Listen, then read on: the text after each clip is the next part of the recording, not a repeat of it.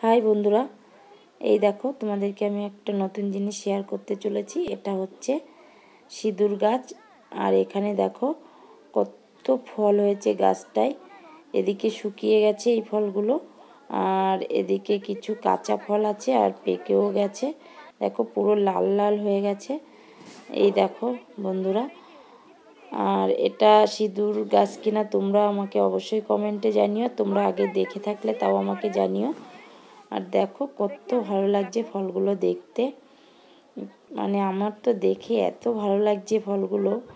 আর এখানে শুকিয়ে গেছে, এই শুকানো দানা থেকেই নিয়ে মানে কেমিক্যাল মিশিয়ে তারপরে সিঁদুর করা হয়, যেটা আমরা ব্যবহার করি কুলা কিংবা এমনি গুঁড়ো সিঁদুর।